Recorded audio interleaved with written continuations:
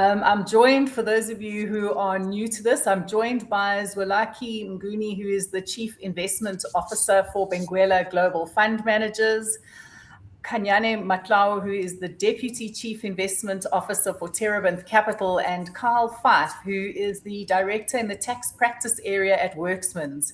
And we started our conversation before the Minister of Finance's speech and made some predictions, which I'm going to get to, but I can already see the news headlines coming in on my feed that was a positive speech. So I'm going to do a quick fire round and then we'll get into some of the details.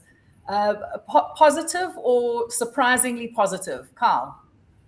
So surprisingly positive. I have to eat my words slightly. We didn't get a tax break, but they certainly did give inflation adjustment for the first time in a few years.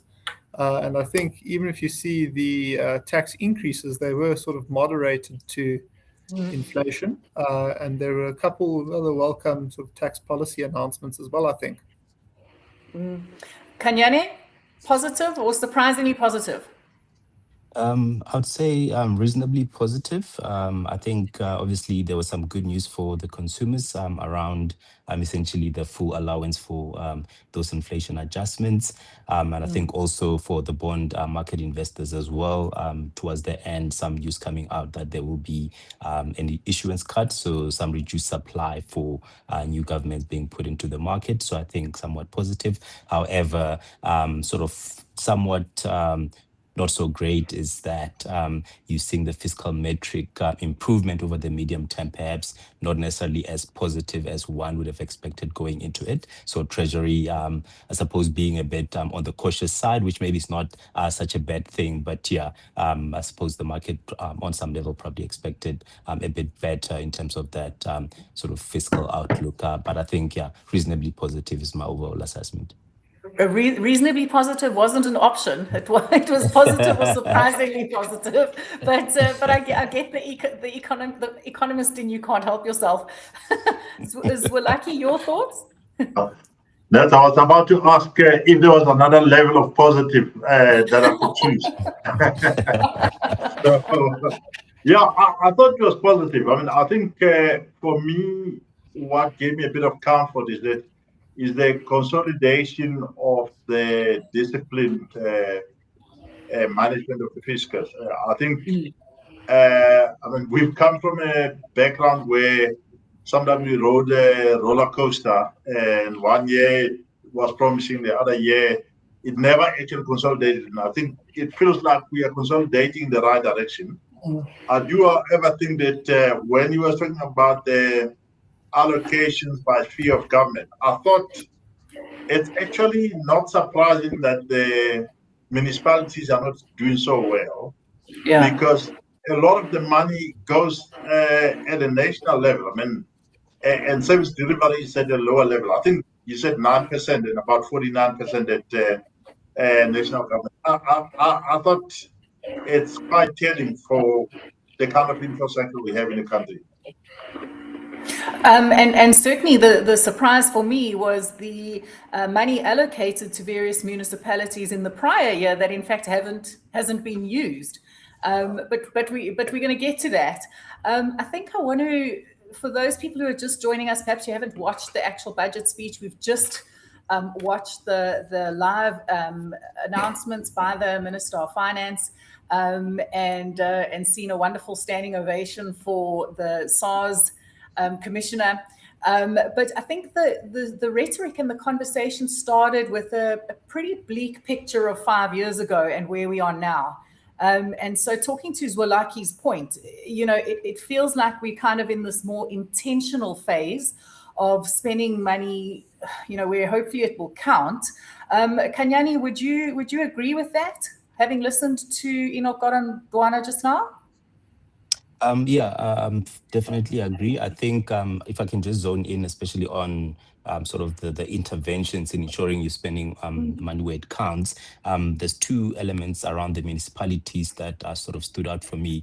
The one is this idea, and it has been flagged before around the second phase of Operation Vulindlela, around the metro trading services, where revenue goes into, for example, electricity or water, however it gets spent by other items within the municipalities, and the fact that there's this concerted effort to move towards it being ring-fenced to ensure that at the very least the very service gets some in reinvestment, and I think it can address a lot of the issues that quite a few of the metros have. I think that's the first thing. And then the other point relates again with municipalities, with the fact that you've got some that have the capacity to deliver. I think to your point around money being returned to treasury, some have the capacity to deliver, some do not, and it's good to say those who have the capacity will continue getting that direct funding. However, those who cannot will have that capability removed from them. So I think that's quite positive, again, in ensuring that that expenditure actually sort of counts. And sorry, if I can just make one last point again on this expenditure sort of counting.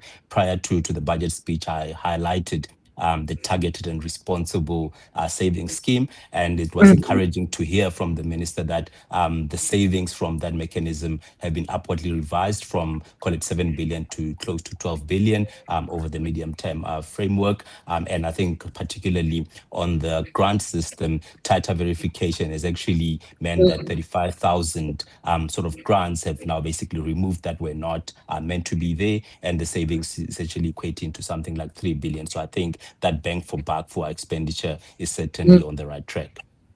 I'm going to jump in there and address the bang for buck, because I see a comment has come through from one of our viewers. The bang for buck was definitely felt, or I certainly felt it as a South African listening today, that the focus on, I'm going to say wasteful, I'll call it wasteful expenditure, has been tightened, it's been made more deliberate. But one of the things that I felt was perhaps lacking was a concerted effort in government spending on itself. And so that's the government wage bill.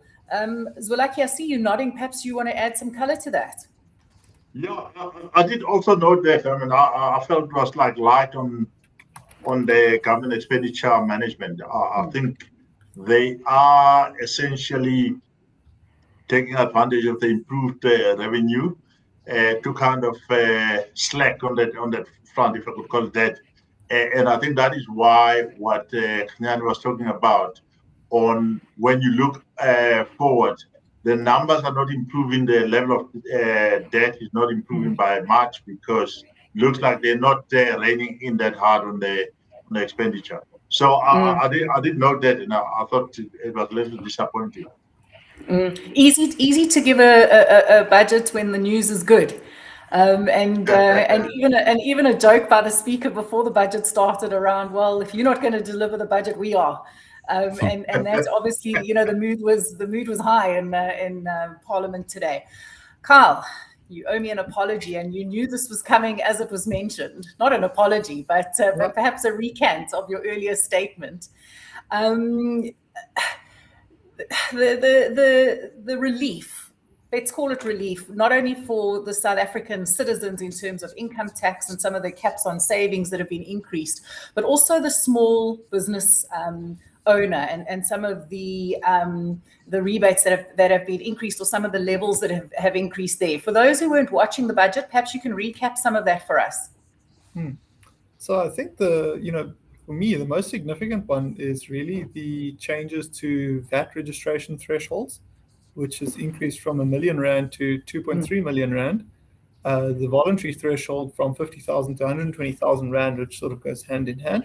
Also, the turnover limit for the turnover tax, which is really your simplified method of income tax collection at a lower rate for smaller businesses. And then, as you say, we have the increases in retirement saving products limits.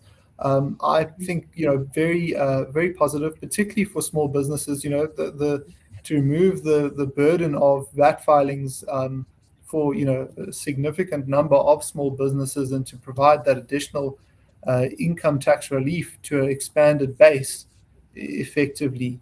I think very, very positive, and will reduce the cost of doing business for small business owners at the end of the day. I see that one of the viewers is saying that they can't recall any comment about the state salary bill. Did I miss it? Gary, I think your name is, it's difficult to tell with your handle, but Gary, I don't think you missed anything. Zwelakhe, do you perhaps want to answer that question around the state salary bill? We've already discussed it, but perhaps you can recap. Yeah, I mean, he wasn't very too specific about it, but I did get a sense that it was going to go up in line with inflation. I think he said 4%, if I'm not mistaken. So that's why I feel like not a lot of effort was put in to actually rein it in. I mean, you'd have hoped that they would talk about how they could restructure at least the national government, and maybe bring that money lower down to lower spheres of government. But that didn't happen. Kanyani, the minister started with an oversight of the global economic position, and I think it was a good one, particularly on the back of last year's returns. Would you agree with these comments and where South Africa is placed right now? Yeah, I think broadly, I think his diagnosis is quite correct. Obviously, we know the uncertainty that has come from sort of the trade uncertainty side. But I think, yeah, generally speaking, we obviously have had the commodity support as a sort of small open economy commodity exporting. And I think it's one of those where I suppose we just sort of make hay while the sun shines in terms of that commodity sort of positive shock, as well as the terms of trade benefit as well. Yeah, so not necessarily much disagreement generally on where we are. Yeah. He talks about about signals of restored credibility, which is obviously intended or in the hopes of encouraging foreign investment in our country. Do you think that the rest of the budget was foreign investor friendly? I think that's a good question. I think generally speaking, on balance, yeah, it should at the margin say to a foreign investor that this is a country where the institutions are credible. We know for the longest time, generally speaking, it has been the Reserve Bank that has been sort of the credible institution against an onslaught of challenges. And Treasury had some challenges across different administrations in maintaining the same level of credibility. And I think to the extent that, granted, they could have done better in some other areas.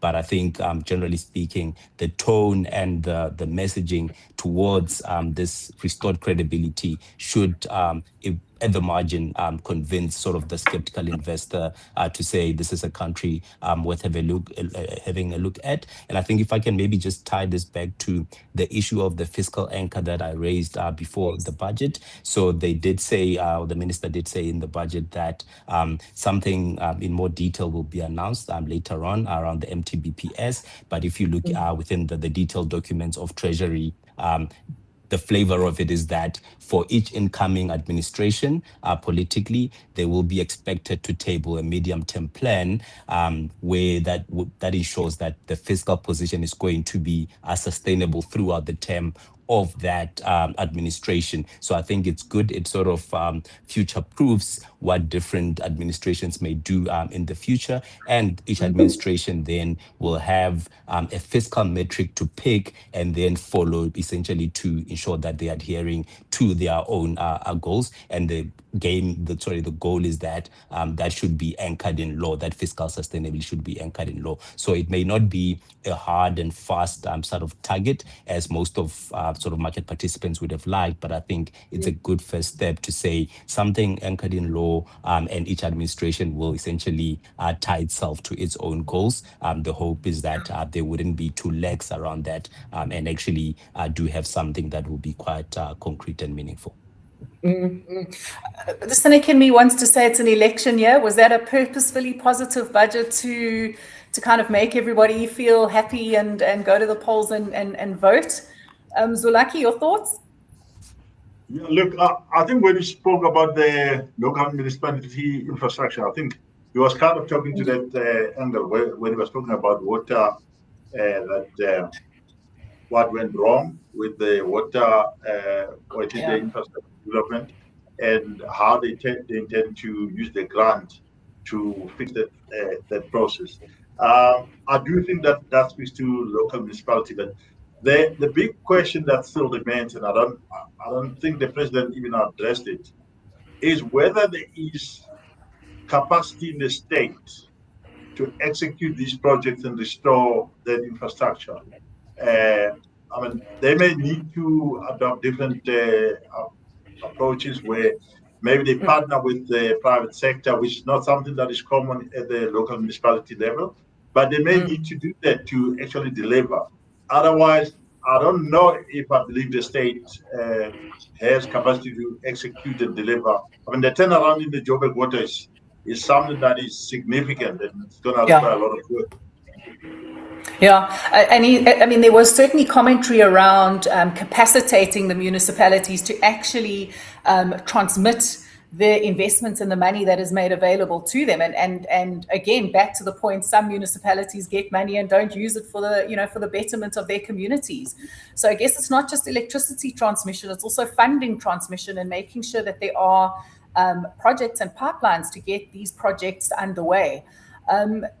Is there an opportunity there for the investment community? And triple Ps were mentioned. Kanyani, any thoughts around that, getting involved at a municipal level? Yeah, no, absolutely. I think specifically on this point around water, obviously logistics is one that has started already, but there is, I forget the phrase now, but there is a water committee of sorts that is sort of tied to this infrastructure spend. And I think to the point around the budget facility for infrastructure and the quarterly windows of actually approving some of these projects, and given that also these triple Ps have had quite a lot of the red tape around them reduced, there's certainly space for private capital to take part as well. And I think, generally speaking, broader than just municipalities, I think the minister did also update us on the credit guarantee vehicle, speaking about how good progress has been made alongside the World Bank, and it's in the process of applying for approval from the Prudential Authority to ensure that later this year it will be rolled out to particularly de-risk some of these projects such that the private sector can come in and participate. So I think there's definitely space because of that sort of underpinning principle that essentially the state will not have all the capacity. It may sit elsewhere, and that collaboration is definitely needed. I'm going to quickly cut to Carl because we had a question asked by a viewer around any changes in tax or the tax on hedge funds and unit trusts. There it is there, it's up on the screen now. What was said about tax on unit trusts and hedge funds? I'm not sure I heard anything on that, Carl, but did you perhaps catch something? No, but it was in the actual tax annexures to the budget document. Okay. So, last year there was talk about taxing unit trusts on what we'd say like undistributed income arising in the funds or undistributed gains. And that seems to have been resolved through public consultation in the last 12 months, where National Treasury is basically committed to ensuring that all returns on unit trusts are taxed as capital gains. Where that leaves hedge funds is, there are two different types of funds. There's the retail investor funds and qualified investor funds. And government said the relief will be given to retail investor funds, but the qualified investor funds will not benefit from the same treatment. I think just to clarify for the, sorry, Carl, sorry, I jumped in there. Just to clarify Carl's commentary around the tax schedules or the annexures, you can go find those on National Treasury site. They usually publish them as the minister's giving his budget speech. So I haven't managed to go and look at those yet. So thanks, Carl, who stole those off the site or grabbed them off the site as quickly as he did. But you'll find some more of the color and granular detail around today's speech in those documents. I want to talk about reliable energy and reliable logistics, because logistics got quite a big nod, and specifically PRASA, with quite a hefty investment going into PRASA. Any thoughts on that, Zwelakhe, off the top of your head? Yeah, look, I think without logistics, we face challenges. And as we've seen with some reforms, as you said, the triple Ps, I think that has helped to make improvement. But I'm hoping that we can see more of those improvements going through. I think on the Transnet side as well, I think the partnerships have come through, but we haven't seen major shift that I believe can reduce the traffic on the roads or the traffic on the roads as well. Yeah, I'm glad you mentioned that because as he mentioned and spoke about the very large investment in PRASA, the number of rail cars to be added, etc., etc. I started thinking this isn't the first time we're hearing this, but you're not seeing more trains on tracks. You're certainly not, getting a more pleasant trip down to Durban in the Christmas holidays. It's still full of trucks, moving goods around. And I guess the cynical South African would say, all right, so we, give the money to PRASA for more sort of unsavory spending. Kanyani, are there controls in place this time round? Yeah, I think if we look at what has happened in maybe other areas of turning some of the network sort of issues around, there is some hope. We call it 2-3 years ago, we were sitting obviously with the electricity challenges, and through some very concerted interventions, Eskom was able to bring its energy availability factor up. And like the stat is that in last year's SONA, the president mentioned load shedding 4 times, but this year basically was no mention of it. So I think it takes a bit of time, but gradually that comes around. And the same thing happened on the Transnet side, where a year ago, a lot of us would have been despondent, but in their latest results, you'd have seen Transnet also turn the corner around. So the hope, and the hope is not a strategy, but the hope is certainly that the same kind of discipline and the same sort of oversight that we've seen take place at these other institutions can also extend to PRASA as well, and actually can see improve sort of passenger trips again for sort of the bulk of our population. Those options in terms of transport are quite limited. I suppose if you are in Gauteng and so on, you may have the option of a Gautrain, but given the price point, it's not going to cater to most of the people. So we definitely do need the likes of PRASA, not just like in Gauteng, but across the country as well, to get its act together. So the hope is that the same improvements we've seen in other SOEs can hopefully extend to PRASA as well. But the skepticism is definitely well-founded, but the hope is that things can turn around. I want to extend the conversation beyond the rail and logistics into a broader infrastructure imperative. And at EBnet, we run a podcast series called Power Plays and Paydays with Becky Mahlobo from France Cornea Private Clients. And in that podcast, we hear about the importance of job creation, around getting rid of unemployment, and that really being a key lever to prosperity for all, and a South Africa that we can all live and survive in with some level of comfort. The politicians seem very vocal around pulling this lever, but there are economists around the table today. So Zwelakhe, what you heard today, are we seeing an intentional lever being pulled to stimulate employment? Well, unless I missed it, I didn't get it at all. I think it wasn't very clear. It was missing in a very, very big way. And what was mentioned was education. And I wrote in my notes there was a couple of comments around additional spending, particularly at primary school level and early childhood development, but nothing really targeted at particularly youth unemployment.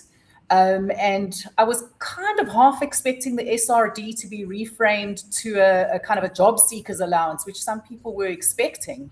Kanyani, perhaps from your point of view, can you see any opportunities that perhaps some of us missed? Yeah, I think there was probably on that aspect not enough detail provided. I think to your point around the SRD grant, the communication from Treasury and I suppose government in general has shifted somewhat in recent months because there was supposed to be a wholesale review of sort of that system to tie it closer to sort of job market outcomes. And yeah, that aspect of it is not necessarily forthcoming. But again, I share Zoleka's sentiments that you're probably a bit on the thin side. Perhaps to an earlier point I made, it is just that saying, let's sort of move out of the way and let the private sort of sector actually step in on the employment side. But there could have been, I suppose, a more forceful message coming out of Treasury today on that front. Yeah, yeah. What was interesting was the structure, and I know this will appeal to those in our retirement funds and employee benefits space who do follow us, was this talk of the Central Unclaimed Benefits Fund, and there's a significant amount of assets sitting there, and we see a proposal or an intention, for want of a better word, to actually establish a central fund. Again, back to the Prasa conversation, do we have the control mechanisms in place? And Carl, perhaps I'll look here, because the one person who has demonstrated a stellar track record is our SARS commissioner.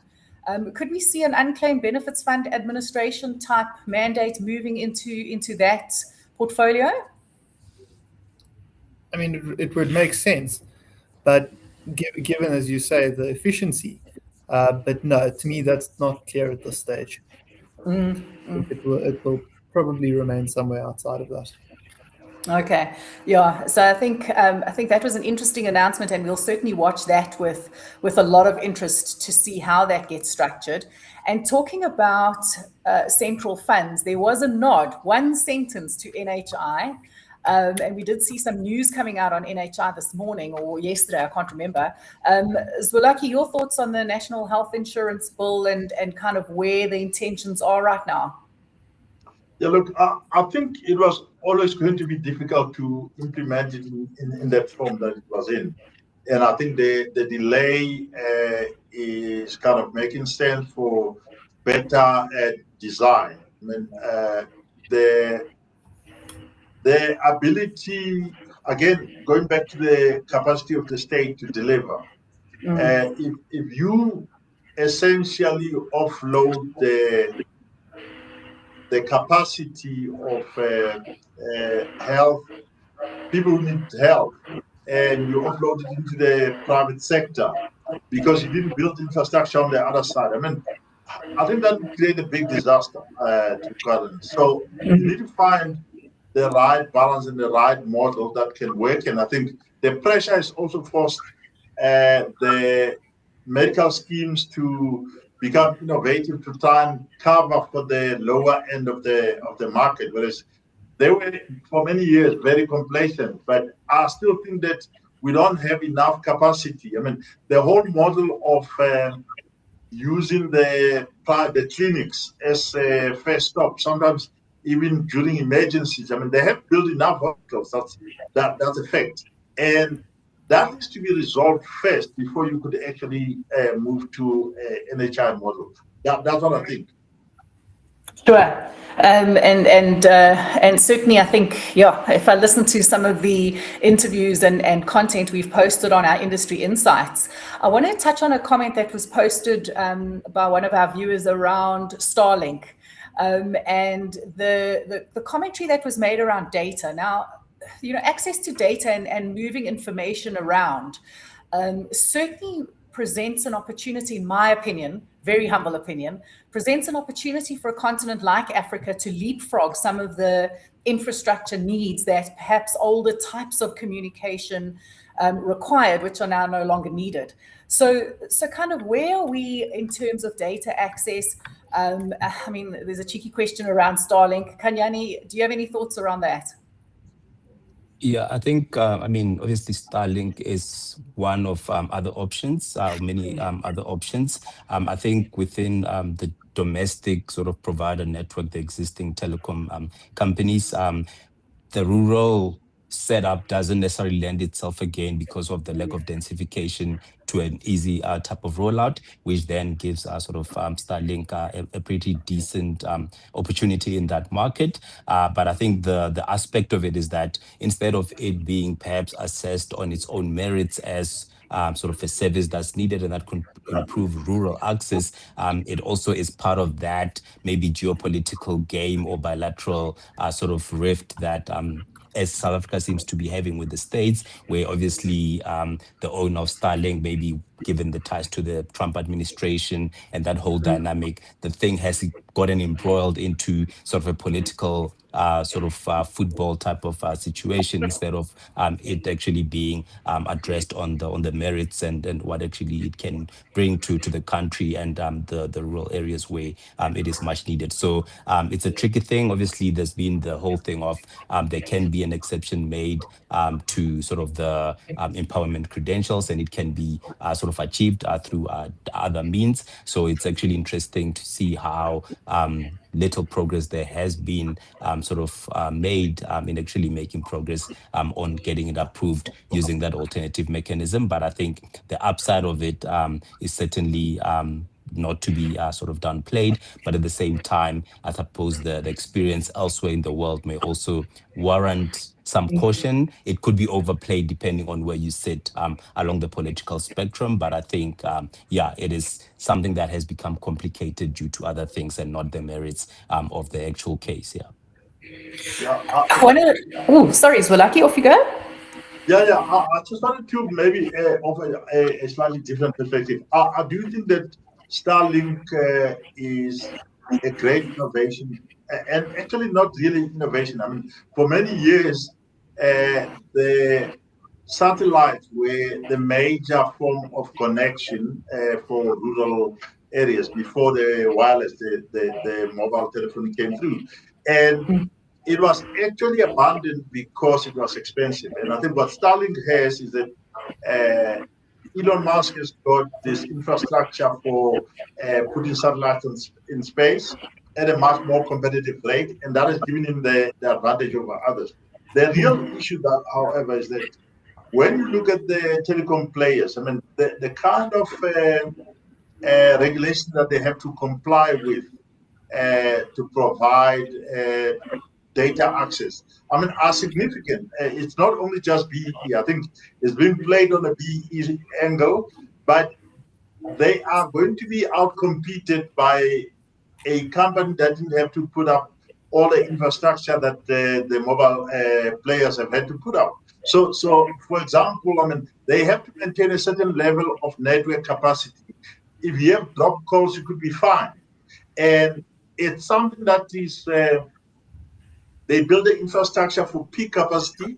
And if you're now suddenly competing with their cash cow, which is the data, you basically going to put them under enormous pressure not to reinvest. So I agree with what Kanyani is saying, but I'm also saying the BEE thing is also a smoke screen. There's a reality that, MTN, Vodacom, they probably spend 10 to 15 billion rand every year on rolling out capacity because they fear that the license conditions include them being penalized for drop calls and not having capacity. I want to touch onto this word capacity, and somebody mentioned the comment, one of our viewers mentioned a comment, and unfortunately it's been taken off the screen, but it was around infrastructure and a kind of I'm going to summarize what, there we go. Thanks, Gary. And thanks to our team behind the scenes. But, not a great focus on the creation of sustainable manufacturing. I want to talk about the 63 projects, the public-private partnership projects that were mentioned. The minister mentioned 63 projects, and I know that investors often feel that there's no pipeline of investments to invest into. We need projects, we need infrastructure, we have money sitting in the investment space. I've got two investment officers on the call, and perhaps you can make the link for me in terms of, are we seeing those challenges being removed? Kanyani, you feel free to go first. Sure. There's a few aspects to this, right? So I think maybe let's start with the issue around essentially having projects and then having the capital to finance them. I think in many instances, what you have had is not so much a shortage of projects or shortage of investments. It just has been, one, the environment to put your money in them, comfortable that you are going to get sort of decent returns compared to what you'd get elsewhere. And tied to that is an issue of confidence, and is an issue of whether the political environment actually allows you. I mean, Zoleke earlier on mentioned the issue around how some of these corporates sit with a decent amount of cash on their balance sheets. So I don't think it's been a shortage of capital on the one hand, or a shortage of projects. It just has been about creating the environment to actually make the two ends of the issue actually meet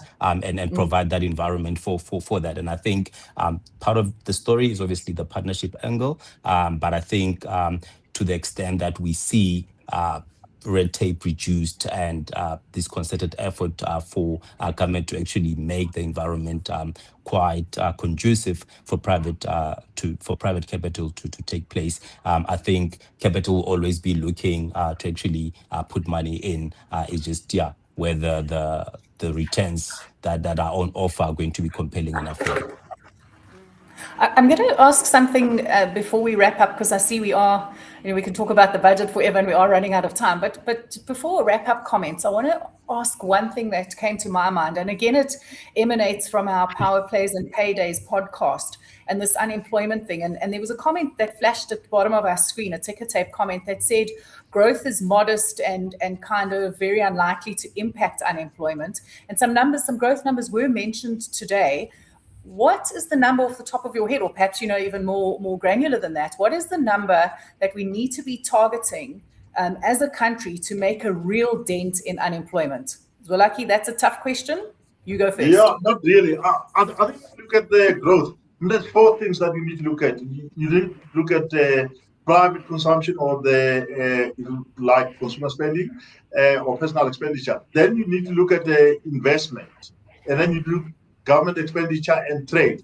And I think the real problem remains that investment is not happening at a pace that is big enough to create a virtuous circle where you can start sucking employment or unemployment, reducing unemployment to feed the consumption. And really, I just feel that is an area that is not well targeted. And Carl made a point about the neutrality point, which I take on board, but I still feel that they could give a lot more incentives for investment rather than, I've been privileged to attend this presidential investment conference.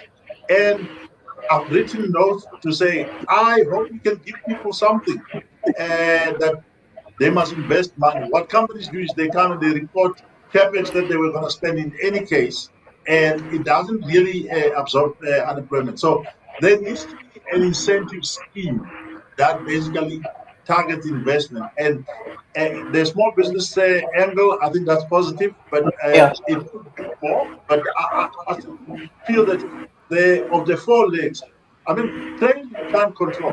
It's in and out of geopolitics and all sorts of things, but the investment leg, I think it's actually the critical leg that we need to be targeting as a country. I'd agree with that, and it was, my opinion, it was a bit disappointing today to not see the links. But I guess I could caveat that by saying that it seems like there's an urgent attention or intention. It seems like the basics and the structures are being put in place, and hopefully it's a growth trajectory that we can rely on. And it's back to that word cautious. Is my thinking correct there around that? Yeah, I think it's cautious, but the opportunities are there. You have to restructure your economy. I think everybody's almost like shepherding the economy.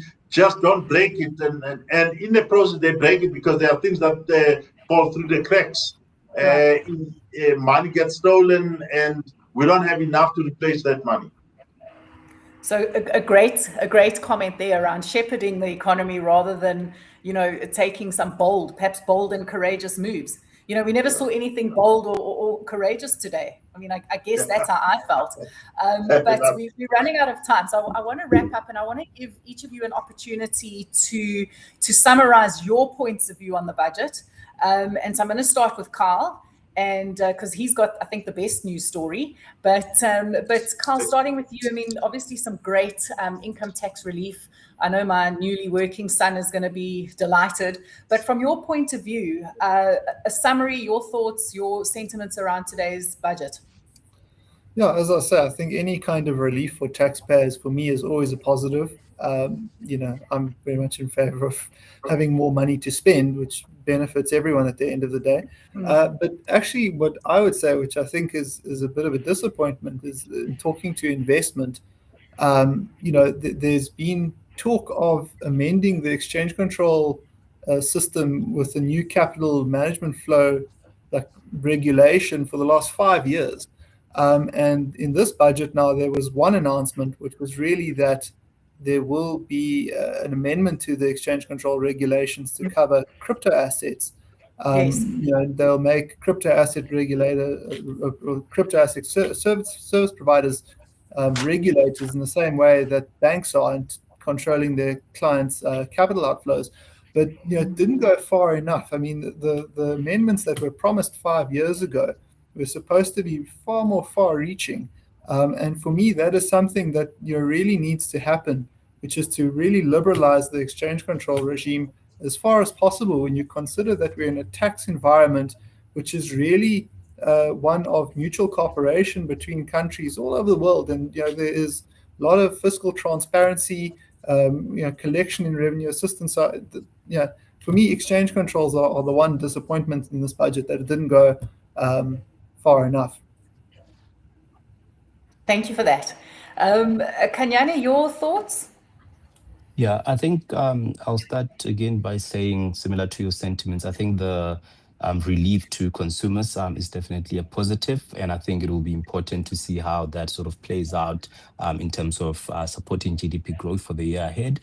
We need that for, I suppose, part of the story, especially in relation to South African sort of retailers and the like to come through, and we could hopefully see some effects also playing out in broadening the performance that we saw in the equity market from just sort of a narrow sort of resource type of sector to something broader in the economy. So we need that for SA Inc. to actually take off. But I think beyond that, whilst we could have had a more positive budget, I think Treasury has set the scene, given the generally optimist dynamic for them to build on this. And then on the back of this, hopefully they sort of continue on this trajectory, and we can see some positive news with the passage of time and with proven delivery from the ratings agencies actually acknowledging this gradual progress to something that over the medium term can actually take us back, if not to investment grade, at least to something quite close to it. So I think Treasury has still quite a lot to do, but I think the initial signs are certainly on the encouraging side. It was a great introduction, looking back over the last 5 years, and kind of, I think we're so forward looking, sometimes we forget to remember where we've come from. Zwelakhe, your thoughts on today's budget as we wrap up our live stream? Yeah, I'll certainly latch on to that point that I'm comforted by the consolidation and the continuation of they're not breaking anything. But I am a little disappointed around the unemployment, and linked to that the lack of a credible plan around investment, extracting money out of the savings pockets. I mean, there's a lot of money sitting in the money market in South Africa. There's a lot of money that could come to South Africa, but we don't have the right mindset to actually unlock that. And on those words, I think let's wrap up for today, because there certainly is more work to be done. But no breaking today. Some good news for consumers and households, and certainly back to the word cautious, a cautiously optimistic outlook and budget. Gents, thank you for joining us on EBnet through our live stream today. And I appreciate the commentary, and I look forward to chatting to you in more detail on some of these things in the future. Thank you. Thanks for having us. Cheers. Thank you. Thank you. You're welcome. Cheers, Carl. Bye-bye. Cheers, Kanya.